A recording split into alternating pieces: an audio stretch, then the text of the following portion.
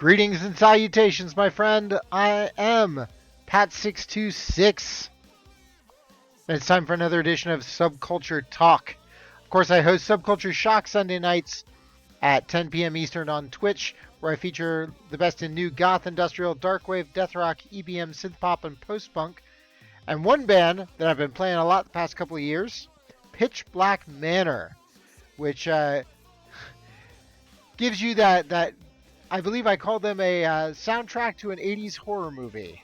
And if you're into that sort of stuff, well, you're going to have a great fun with me tonight, because I got 3 jokers in the virtual studio with me. I have, I believe, I don't know, their names were Josh, Chad, and Lyle. Did I get...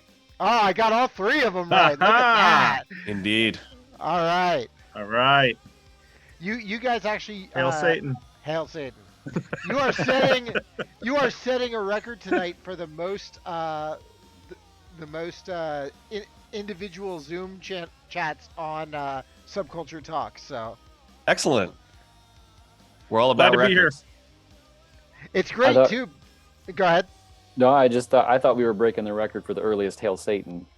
That too, actually. Come out of the gate with that shit now. Yeah, you wait well, till the end of this, see what happens. Lyle will expose himself, I'm sure. You're going to jail. All right, so when I said it was 18 up, I simply said that for what you say, not what you do. Let's not get my Twitch channel shut down, please. Absolutely not. There will be no werewolf nudity. Nope. So thank you guys very much for being on the show tonight. Thank you. Yeah. How I like to start off an episode of Sub Talk is to do what I like to call the supervillain origin story. So this question is to each of you. Even before you started making the music, how did you get into this type of music to begin with? This goth, dark rock kind of music that you now perform? Walt Disney.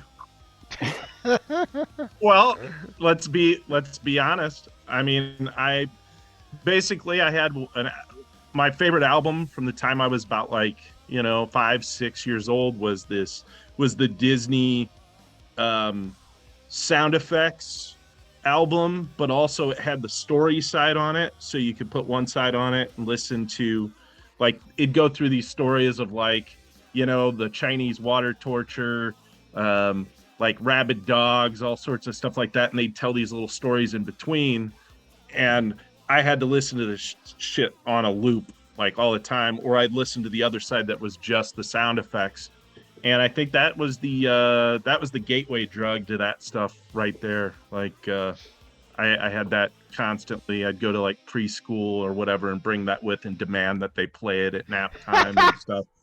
So it didn't go over very well, and they didn't play it very often. But occasionally I'd get them to play that one. So that How was many meetings with your parents did you have to attend? You mean whenever I actually went and didn't find a way to get out of going to whatever it was, preschool, kindergarten. But yeah, that was the gateway for me, at least. And that's not a cop out of giving an answer about a band or anything, but if you can see the beginnings of that stuff, that's obviously where it was. And then of course the other albums that went with that, with the novelty albums, with Monster Mash and Purple People Eater and stuff like that, were on constant repeat. And I'm sure I can't really think of anything else that I listened to more when I was that age. So that was the gateway drug right there. So in chat, we have Pastor Sharp in all caps, mind you, with tell the truth. Josh was a very well-behaved student in elementary school. Expose the truth about Josh. James. Oh, James Sharp. That James Sharp.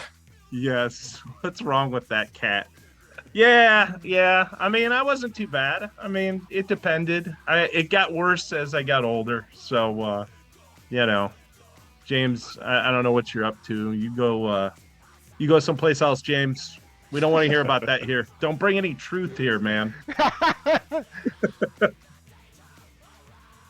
All right. So who else? Who So else? I'll go for me. I was a small town kid with a subscription to Thrasher magazine, and that was kind of a roadmap. All of the labels that would advertise in their SST and all of the stuff from the late 80s, we would just try to find what we could find at the local record stores, and that was a gateway to tons of really cool punk and post-punk stuff. That was my big intro, was just the bands that were big enough that I could get my hands on them in a small town, but under the radar enough to be in Thrasher. For me, it's funny. I think that I share with a lot of horror fans that I wasn't into it right away when I was a kid. I was really petrified of anything even related to that. Like, I was scared of E.T., the movie Saturday the 14th, which was like a parody of horror movies on HBO. Like, I would run out of the room because I didn't want to watch it. And then at some point, I don't know, it was a 5th or 6th grade or something like that, I saw a Friday the 13th movie and sat through it, and everything cracked, and suddenly I was obsessed. And I think that might be a compulsive behavior of a lot of horror fans, is that at one point in their childhood they really feared it, and then you feel this. I felt this measure of control over it, perhaps, when I first started watching those things.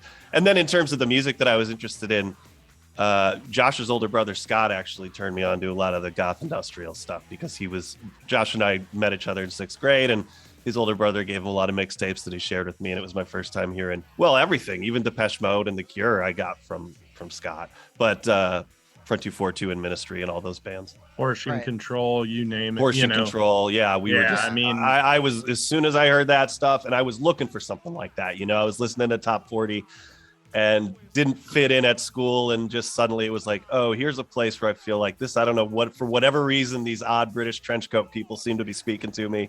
So yeah, I was gone after that. It's the accent.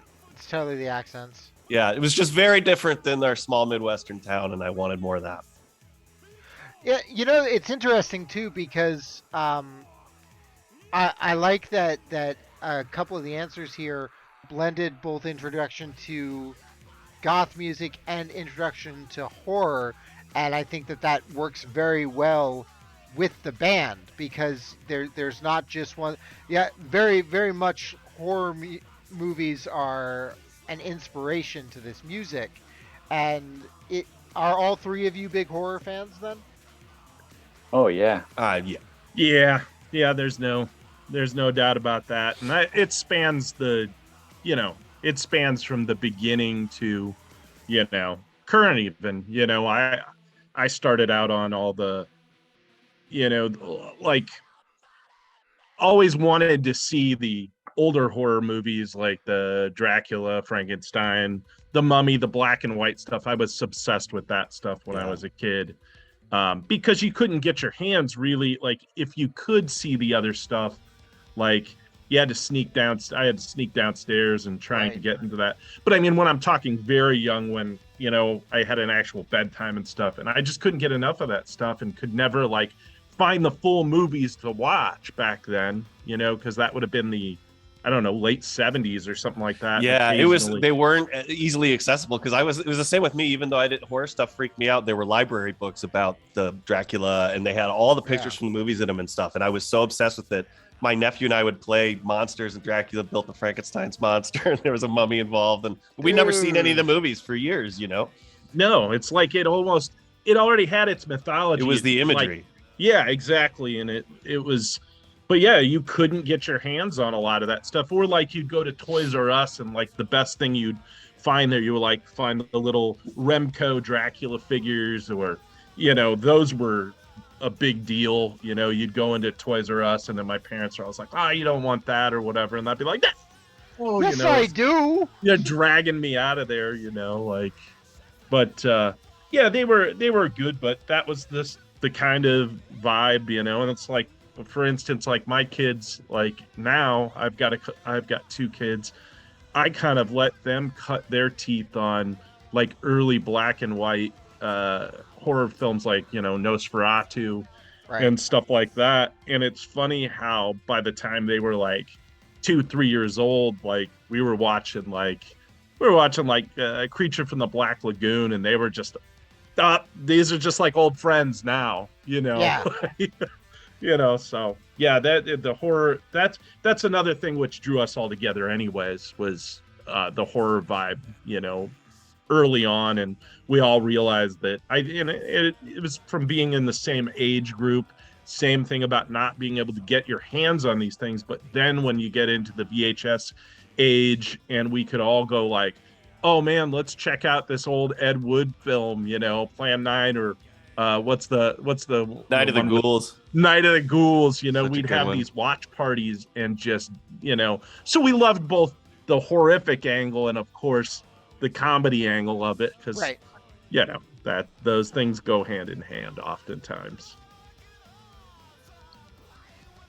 So how, we kind of touched on this briefly then. How did you guys go from listening to music and watching horror movies to making music about horror movies? Well, we had been talking about starting a band, I think freshman year of high school, and Lyle started playing guitar, and we got a drum machine and a keyboard somehow, and then just started doing it around them. I think that we never saw it as, I don't remember feeling like there were any barriers to it. We didn't have the equipment or the studio space or anything like that, but we just thought, let's go start screwing around and see what happens. And we had already started booking shows within a couple of years of that pretty quickly, and we were just sort of self-starters, I guess. Yeah, and I mean, I don't think there was ever I don't think there was ever a mission statement to say this is what we're going to write about. I just think that's what we were into, so that's what came out. We weren't going to be were doing love faking. songs and stuff, and that's true. We didn't go, well, okay, so this is the band when we were in high school, and we've recently reformed it after 25 years, which is probably Right. something we should have said up front. So back then, and this time when we did it, we definitely said, let's make an album that's all about monsters. But back then, we didn't necessarily say that. That's just what was coming out. Just because I think we did have some relationship songs and things that weren't so good, I'm sure. Oh, they're terrible. There were Those lots of didn't bad make it. music. Yeah, some things that didn't make the cut. Yeah. Those things will be gladly left in the grave. Yeah, we You didn't know, have a lot of we- taste, but we had some. We brought Yeah. the zombies back, but the love songs, those, nah. Yeah, We know- we poured cement on that shit. yeah. And Chad brought it up about my brother. He was hugely influential, like, to getting us started in a major way, because back then, like, even your drum machines that were coming out, and like even your smaller keyboards, they were kind of expensive. They were within reach, but not really for kids that didn't have much of an income, so to speak. So my brother gifted us like a DX7, and I still have that downstairs, which is now an antique, and people want to put their grimy little hands all over it. And then like the old school like 808s and stuff like that. But he gifted us a drum machine and that keyboard, and then we also he gifted us, I think, a 4-track recorder at one point in time. Dude. Like it was weight in but gold at the time. it was he was Oh, yeah. well, he had moved through this equipment, and he had reached its maximum potential for what he wanted to do, and he was like, hey, this will keep your ass out of trouble, because I was in trouble all the time by the time I was in high school. And then I was like, well, hey, let's start this band, let's do this, we can do this. Chad's got musical background, Lyle had musical background. I just like to scream and write about vampires and zombies and stuff, so it all kind of worked out in that regard. But yeah, so my brother was hugely influential to that stuff. He was actually the first, and we're talking with him about this other day because we joked about this stuff, but he was definitely the first quote unquote industrial electronic artist in the Quad Cities here, which is the second largest metropolitan area in the Quad Cities, aside from Chicago. And he ran under the moniker Comrade 9 at the time. Okay. And he was putting out things that at the time no one else was doing in this area. And that's just like us. When we came into the fold in this area, we really were like we joke about it, but it is the truth, and no one's been able to, like, I guess you'd say, circumvent it and say, nope, I know of someone else. We're actually the first goth band in the Quad Cities. And so we kind of wear that as a badge. I think it's a good thing. And really, there's been some other things that have gone on, and there are some new waves and some things that are going on, which I'm interested in seeing where they go. But for being a first in this area, we were definitely a first, and he was a first. So it was kind of a neat thing, to be the first at something in your area, I guess. So what I'm getting out of this is it's his fault. Yeah, pretty much. To an extent, for sure. Yeah. So yeah, go ahead. No, he actually, what's crazy is he was getting bugged. I was getting bugged like over, I don't know how many months during COVID. There was this guy out of Sweden, nice guy, but he really wanted a copy of my brother's 45 from back in the day because it's like valued high because it's so rare. Right. And was like asking me like, hey, can you get me a copy of this? Can you get me a copy of this? And stuff like that. It was kind of a validation of a lot of things during COVID because, and I guess we can segue into something else here. Like, it was like that was happening. And then at the same time, all of a sudden we had kind of met back up and we're like, hey, we got nothing better to do. We better cut an album before like the plague really wipes us out and get that final Pitch Black Manor album that needed to come out, years and years ago. Let's release it now. And it took off and it did great. So just a lot of weird stuff kind of collided at the same time. We all decided to get back together and do this in 2020. So all right, so you actually segued through like 3 different things that I was going to ask. So thanks for that. Let's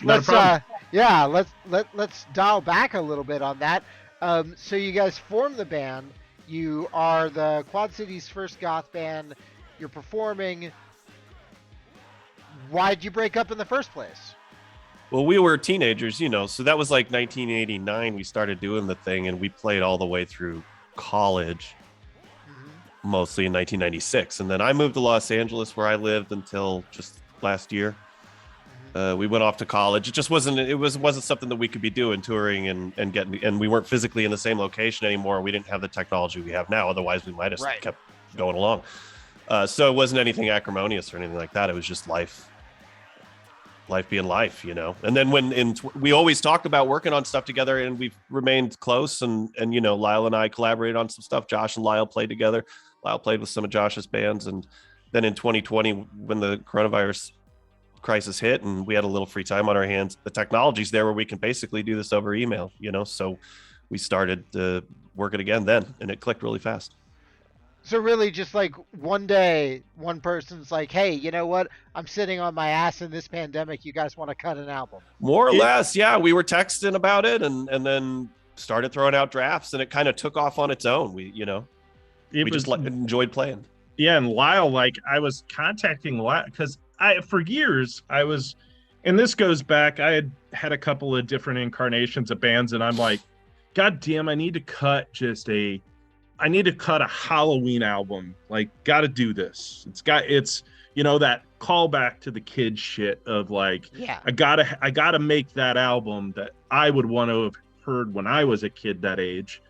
And so many different incarnations of bands came and gone. But then when I hooked back up with Lyle at one point, I was going to pitch him on, hey, let's, do something more Halloween orientated. And then Chad, like out of the blue, I'm sitting down in the studio getting ready to work on something because I've been told basically not to come back to my job. And I'm like, okay, well, I'm going to go in the studio.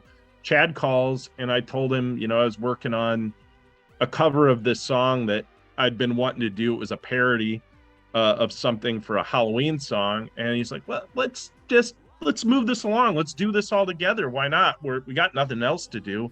And I was like, oh, okay. And then rapid fire, the songs start coming in. And I mean, it's some of the fastest material that I was able to, crank vocals out for in some time. So yeah, it came together very quickly. I was trying to put it together even in my head the other day, like how quickly, and it's like I think it would be hard for me actually to even figure out like what the rate was that we were kind of writing at, but it just flowed smoothly, and I had the time to get into my studio, and these guys did too, and just did great. So we were very happy with Monster Classics when that came out.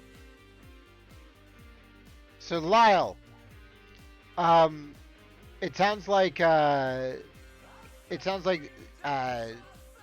and Josh have been talking about it. So when they approached you with this idea of like, you know, the classic, let's get the band back together, what was your reaction to that? That's yes. Like there's no, I mean, I've known these guys, and like they mentioned, I've been working with them one-on-one for years. So it just makes sense. I think we tried to do this years ago, and then other bands got in the way or something like that. But yeah, there was no, there was no kicking and screaming. You're not giving me any drama here to work with, guys. Well, we didn't mention the fourth member that got killed back in college. Haunts the band to this day. Got killed. Killed. That was the most passive way to say that. You didn't identify who did the killing. Got killed. Now, yeah. How mistakes were made. And if you're looking for trauma and all this, I mean, like, I could sit here and go on and on about like terrible live experiences with other bands and stuff, but and even our own traumas on the road, you know, as Pitch Black Manor, trying to play during the height of the grunge with no drummer. You don't know about trauma, man. Oh no, I do. we were, so when we were playing, you know, it was right before electronic music broke too. I remember that MTV switched formats over to play in Prodigy and all this bullshit. And like we would go to a club and they had no idea how to deal with the drum machine at all. And we were getting booked in with grunge bands and with death metal bands, and it was just always a shit show. Yeah. Do you ever just like slip the out? Go ahead. No, it was just every single song was, you know, or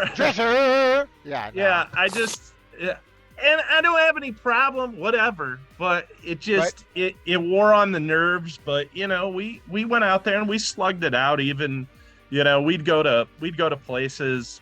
Like I remember one time, you know, you want to talk trauma, I was like going to Milwaukee at 18, 19 years old, walking away with a whopping $20 to get gas home, you know, like it was with a coffin strapped to the top of our station wagon as well. Like, and you had to give that 20 to one of the bands that had a drummer so that their drummer could sit on stage and pretend to play so that no one could get you off the stage. Yeah, exactly. His name was Roland. But you know, it just was, it was and I mean, you know, looking back then, I can't imagine how we never actually broke down on the way to any of those, you know, second-rate shows that we did with. It would have been great to break down on the side of the road with a giant coffin, wooden coffin strapped to a station wagon. I remember when we went to Wisconsin, because we'd go to Wisconsin a lot. Actually, we used to play with, we used to open for the Electric Hellfire Club. Hell yeah! Quite a bit back in the day. And we'd be going to Wisconsin. We always seemed to get flicked off a lot in Wisconsin. I don't know what it was, but we'd be driving and we're like, yeah, you know, and we got this big coffin on top and just people like, fuck you. You're like, I thought that's just how they said hello in Wisconsin. Yeah, I don't know. My wife's in a Wisconsin import, so not everything bad comes from Wisconsin. So, but whatever the case, yeah, we did well for hell. We got to do quite a bit out of the gate. Like we opened first show we ever did was we opened for the legendary Pink Dots. Hell yes! Yeah, that was our first. That is some pedigree right there. Out of the gate, and I mean we were terrible then. And oh yeah, you know. You talked to Edward Cospell about that. I was like, oh, those guys. right. I was trying to make conversation with them, and I'm 15 years old or whatever, and they just didn't want anything to do with me. It was so funny. I mean, they were nice, but I'm like, oh, I play saxophone in the band. That's a pretty sweet saxophone you got there. The guy's like, yes, thank you. You were a child. Why that are was you good standing stuff. next to me? You know, they came to Davenport, Iowa, which is just a jump over. I'm in Quad Cities. Long story short, you know, it's Illinois, Iowa. You can jump right over into Iowa from here. And we played over at a place called Uncle Roscoe's Polo Club. And I had some friends who were very like, you know, get up and go hustlers. And they wanted to see bands that they could never see ever, you know, come here. So they're like, no, we're going to bring them here. And they're like, you're opening. And it was like, are you kidding? And I think I still might even have the contract someplace. It was a big deal. It was a big deal. It was a really cool thing to have happen. Yep. Big thing. And like the stuff with Hellfire was big for us too.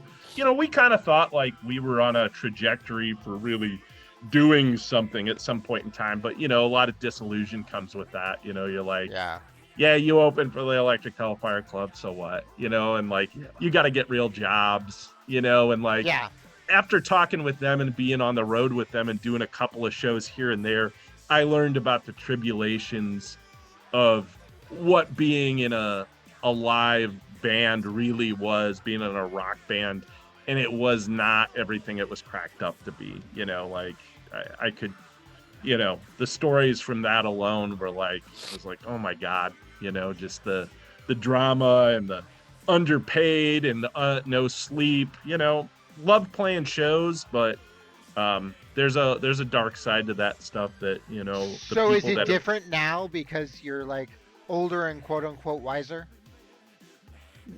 Yeah. I mean, we certainly are much more competent musicians than we were back then. But so I just moved back to the Midwest about 10 months ago, and so we were able to play a hometown show. So we hadn't played in 27 years or something like that, I think. Yeah. Yep.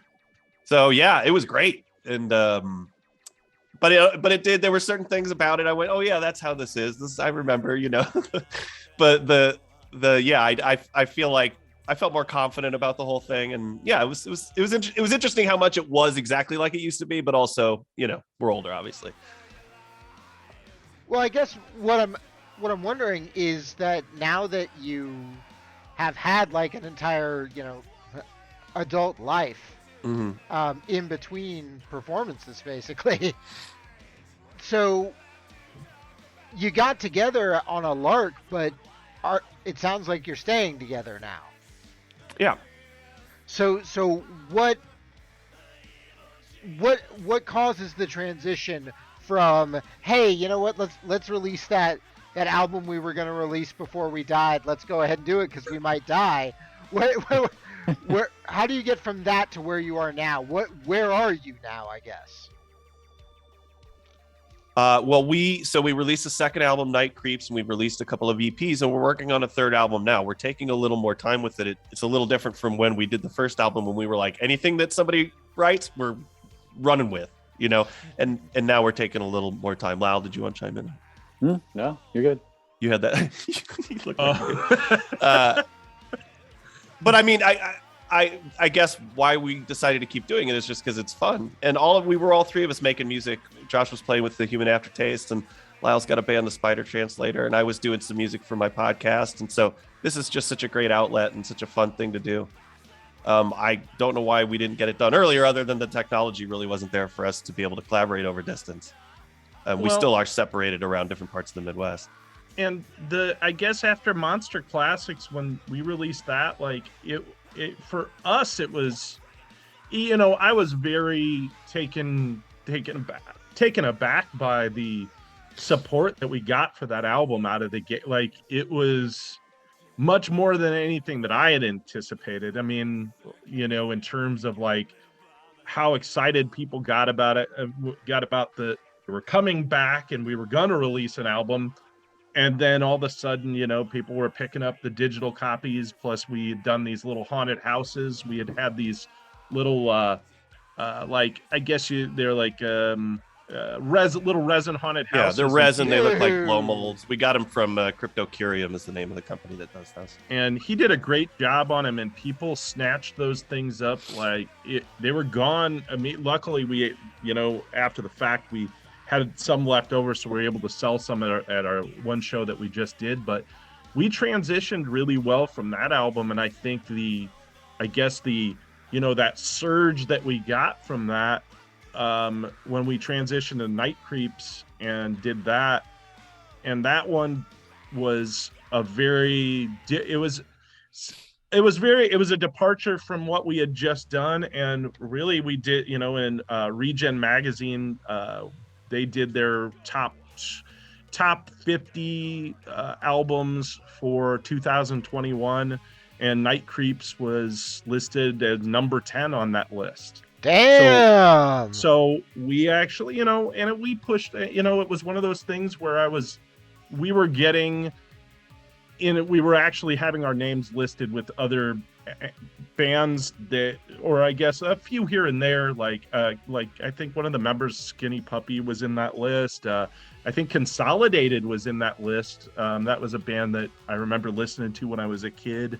So it was one of those things where it was like, yes, this is where We've we're arrived. Well, it's there's an audience, to be. right? I mean, that's the important. It's you can make music in a vacuum for yourself, but if are people who are listening to it and they like it, then you actually are a band. I mean, that's the other side of the equation, is that there's somebody who's gonna consume it. And not to counter that bit of success, but for me personally, I was in Hollywood for so long working on these very soul killing projects where everything you do is a bringer. You got to have people in the audience or industry there. Everything is about jockeying towards some goal or position.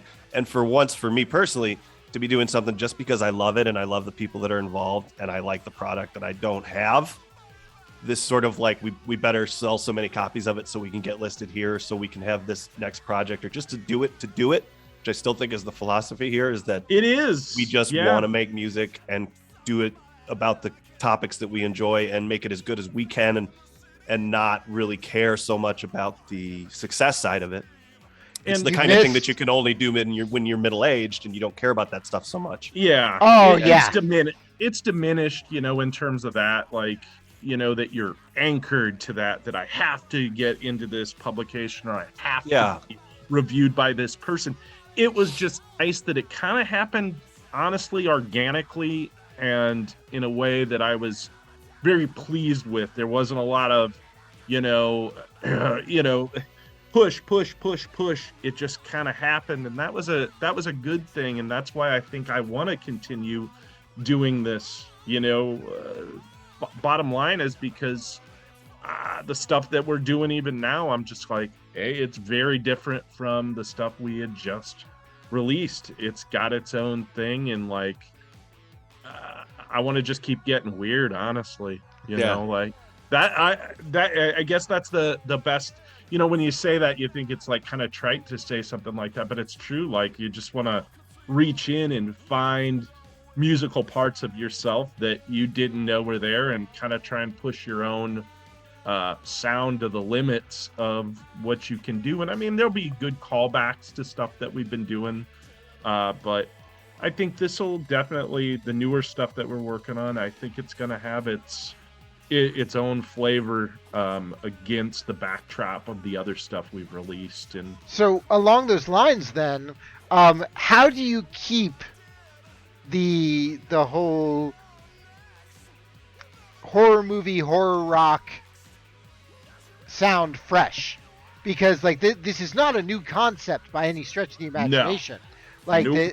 But so how do you constantly push yourself to make it new and different? We're not afraid of musical. Like, Chad and I just had a discussion about this the other day when I was in Madison, and I think we're just not afraid to pull on sources that I think sometimes people are afraid to pull on, or to, or even what we were talking about before this show went live, about how you can go down these musical roads sometimes that you wouldn't be expected out of. Like Chad was talking about how oh, he could go down and be a Rush fan for a week and listen to Rush, Yeah. you know, and listen to one of their albums. I said for a day. Yeah, a day. For a day. He You can't just- Whatever. hold You're the a modern phone. day Tom Sawyer. You just got outed. I was gonna Outed as a say. Rush No, fan. Rush is fine. Rush is fine. No, we do. Yeah, we play a There's only disco. We so play much in. Geddy Lee you can take, huh? Oh my god, that's so high pitched. Amazing. Yeah. I think though that horror is a good metaphor for all sorts of experiences. So whereas like Monster Classics, we came out of the gate doing one song per monster, kind of just straight up. Here's a Dracula song. Here's a Frankenstein song. Night Creeps was, at the time, it was feeling real unsteady in the world, and we sort of leaned more into the giallo 70s horror feel of it. I mean, so there's just a wide, you can express so many different types of things through that metaphor of horror. So I think that's always going to be elastic. You know, A lot of the that's horror rock bands that you hear out there, though, do have a kind of rockabilly-esque sensibility or Rob Right. Zombie kind of thing that we don't necessarily even do. In fact, it was kind of tongue-in-cheek when we first did the first album that we were calling ourselves like the greatest goth band of all time. But if you listen to the album, it's barely goth. I mean, I think that most Just people a who are, hint of God. it just made me laugh Sprinkle. because bands that get called goth are so quick to no, we're not, and I thought, let's just embrace it and then Stop play it. Let's whatever just we do want. it. Yeah. Well, I mean, Yeah. that goes all the way back to Andrew Eldritch just shouting out, "I'm not gothic, I'm Right. metal," and every goth in the audience is like, "That's the most goth thing you could have said." Yeah, Right.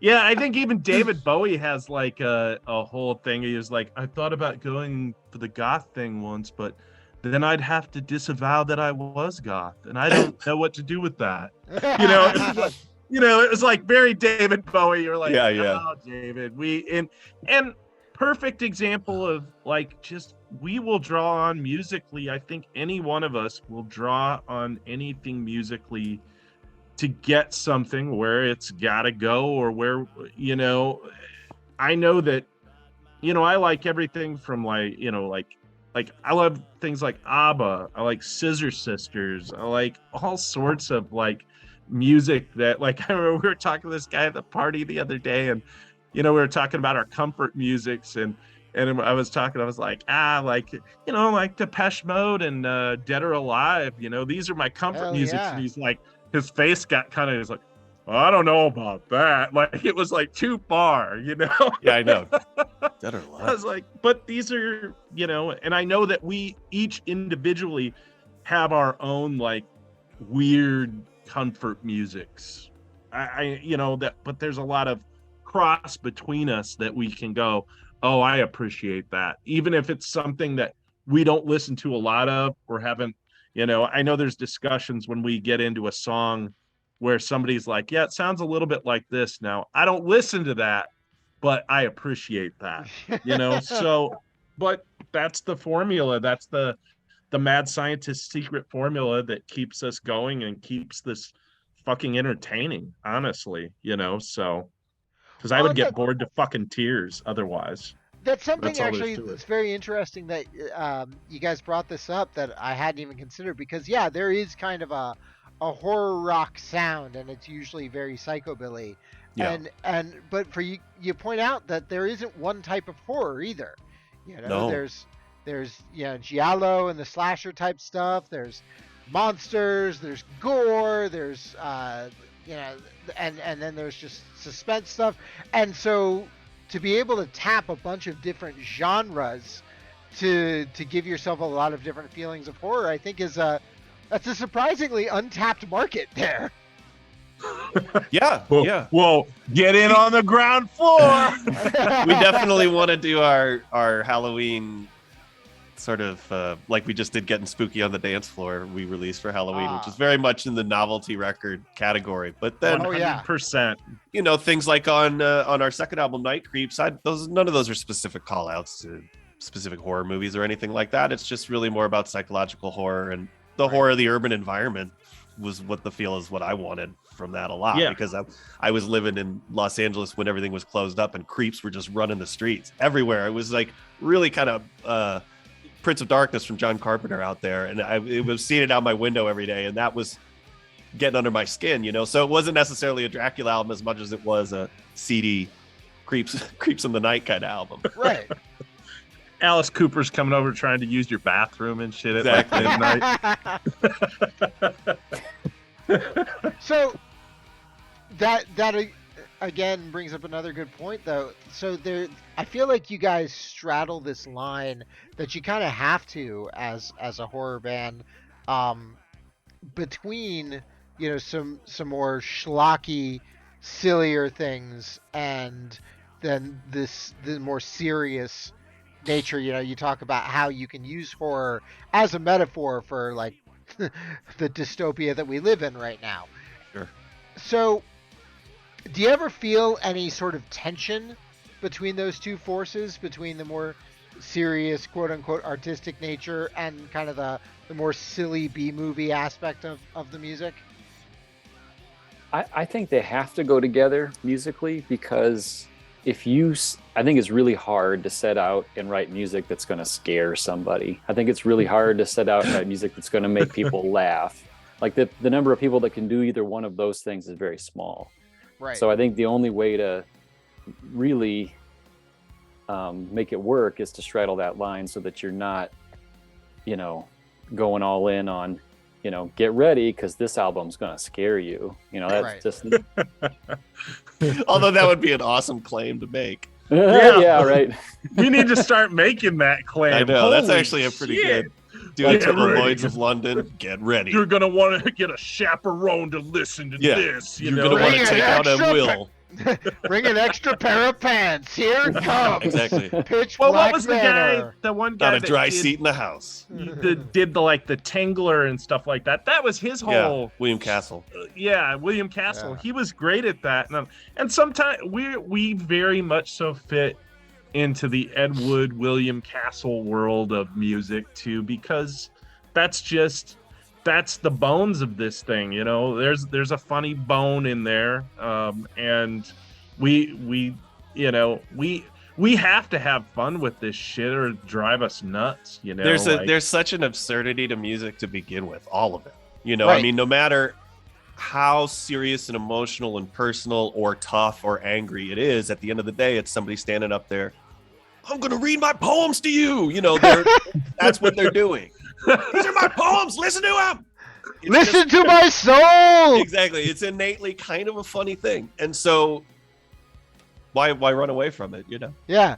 Well, so that actually, like, I love your band for many reasons, including that, because on my radio show I've had a long-running feature called So Bad It's Good, which is like one of the most contentious features on my show, because you'll get people that talking about like, oh yeah, it's my favorite part, I love that cheesy stuff, and then I'll play something and someone's like, how dare you say this song is bad? I didn't say that. How dare you? I said it was so bad it's good. Yeah. Right. But there's like this, I feel like some people get wrapped up in kind of the darker, more serious aspect of goth, and forget that even at its very root, this music had an edge of melodramatic silliness to it. Oh, it's absolutely. pageantry. Yeah, absolutely. It always was that. It's always been, let's dress up. How are they going to handle it if I show up looking like this? Exactly. It's part of the allure. Yeah, I don't know. I mean, there's just no way to do.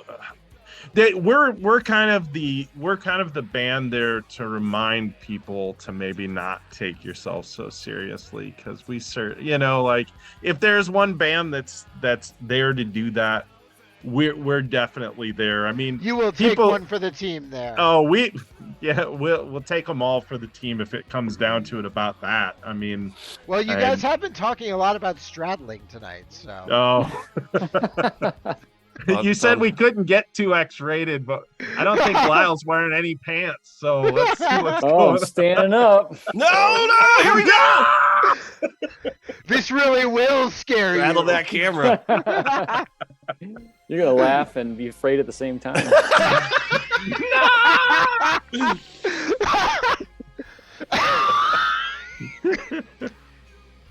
Wow. So, yeah. So what's next? You guys have a third album in the works. It's your Yeah. weirdest one yet. Is there any more? It sounds like you're mostly just staying towards releases and not doing a whole lot of shows. Is there any desire to do more live stuff? Oh, sure. And we might even workshop some of this new stuff live. Well, we haven't discussed it too much, so but we are trying. We did most of the tracks on these two albums over the internet and constructed them that way. And this time, I think we're going to do that, but then take those and play them live and try and see how they feel and make adjustments that way. So we'll probably be playing around in the summer next year a little bit. And when you talk about, like, for instance, you talk about this will be the weirdest, wackiest stuff, but like it's funny because then I think about some of the newer stuff that we're working on, and like one of the songs in there, like that was one of the ones that we haven't finished up yet, was really one of the more emotional pieces that I feel that I've written in years. Like I actually went into the studio and was very upset about something, and I wrote the lyrics. There was something very traumatic going on. So I can still get into that mode where it's like, yeah, I mean, if something cathartically, I need to get in that studio and get this aspect of something out. So, then we're going to continue straddling, and you're going to wonder if you're going to laugh at us or, or you're going to get real fucking scared or real fucking sad. You're just gonna get real straddled one way or the other. So the thing is I feel like that horror especially is a good genre for that, because horror is often doing those things that, like, I think that's why schlock horror is such a thing, because there are things that, like, we laugh at because otherwise it would terrify us, and then there are things that terrify us, but when we try to explain it to people, it just sounds silly. Sure. Yeah. And there's a ton of, there are very serious things behind horror. A lot of it's based on some very serious trauma, and it's a way to express that through silly characters to try and just get it out, or what this experience. Like, Dracula's essentially a rapist, the werewolf is like an addict. It's all of these things that are going on in people's lives, and there's funny ways to express it through that genre. So, like I said, it's a great metaphor. Frankenstein was basically an excuse not to have another boring threesome with Lord Byron. That is definitely the backstory of that. Oh, but that book is a lot about raising a child, or it is. But, there are things going on in Frankenstein. And she had miscarriages. Yeah, and so like that's very much in there. I think about it all the time with criminality. This creature was created, and then he walked away from the creature and just let it go out on its own, and it's this unloved child who eventually becomes a criminal. There's very real stuff going on in those stories. Yeah, absolutely. And I don't want to sound dismissive, because it is just one of those things that just in general, I feel like horror rock and horror goth is often dismissed as just kind of silly and schlocky. And I actually appreciate that you guys are owning that, and at the same time proving that there's a lot more to it than people might think. Yeah, we've done our job. Yeah. You I don't know which members of the band saw this, but you actually appeared in one of my songs to put on your Halloween playlists. I did see that, and once again, I was very, we've been very thankful for any of the DJs that dare play this spooky music. We're very thankful of that. We're very thankful for the reviewers who take their time to listen to our material. That was great. I saw that post and I was like, yep. And that is exactly what 10-year-old me would be giving the thumbs up to, and 48-year-old me is giving the thumbs up to as well. It's like, yeah, we want to be on your Halloween playlist. And I really think that as time goes on, we're going to seep on to more of these playlists as the years go on, because people will get exposed to this, and I think they're gonna. And I mean, it's just like I think the one that we just released, it's the silliest one on there, the Getting Spooky on the Dance Floor. It's just our more updated version of the Monster Mash. Right. And like at the end of the day, like Monster Mash when that came out was dated sonically at the time, and that's so what we released sounds like a very 80s pop horror monster song. And so yeah, I think I'm really hoping in the future that we're able to seep onto some of these more of these Halloween playlists, and every year it kind of grows, and it's been really nice to be a part of that. So it's where I want to be musically. I couldn't really think of anything else musically I'd rather be doing, honestly. Well, good, because I want you to keep making this music. You have to make it for at least I don't me. think we can stop. For I think at least me. It's a curse. The curse of the pitch black manor. We're compelled. All right, so people have been tuning in and listening and learning. If they've never heard your music before, where can they find you? Well, you can the best place to find us would be on Bandcamp, because that's where we sell our records, and we'd like you to pick them up. You can get Monster Classics, Night Creeps, and a number of EPs from bandcamp.com/pitchblackmanor. If you want to test out the waters to see if you like it first, you can definitely go to any of the streamers, Spotify, Apple Music, Amazon, etc., and we're on there as well. YouTube. Awesome. We've got a lot of great music videos that Josh cut together on YouTube that I would also recommend checking out, which have lots of cool public domain horror classic clips in them. Yes. Really fun to have on in the background, even if you don't want to listen to the tune. So it's well curated, fun stuff that I recommend checking out there as well. It makes that it's a lot of old stuff that's just dead film that we set to the music and cut in ways that are fun, and it's one of those things where I really think that and speaking of that, what's kind of nice now, these guys are a little bit closer. We've done mostly public domain videos. So if you go to YouTube, there's about 17, 18 videos. There is one video that we had a guy, Chad came up with a good concept for the video, and then we all kind of added some taglines into it. We did for Ghoul Fever off of Monster Classics. That was that's an original one. Yep, that was an original one done by what's Bill the Sebastian. director's? Yep, really good director. He did a great job on that video, but I'd like to get back and maybe try our hands at more of like an original doing some original videos, since these guys are now closer to where we can centrally kind of meet. Now we're about 3 hours any which way to one another at this point, and we meet here at the Pitch Black Manor in East Moline, Illinois, for our practices. And so we're hoping to move on to that and add some more videos to that YouTube list. And it's a great way to that's been a great portal for people into our music. Actually, I've found people that from all over the place will pop in, see a video, and then all of a sudden we're getting people coming over onto Bandcamp buying the music. So it's been great. So yeah, we got a Twitter account and stuff like that. So we try to keep it lively, and we'll interact with folks if they want to talk with us. So awesome. Well, is there anything else that I have left out? Not that I'm aware of. No. Lyle's nudity.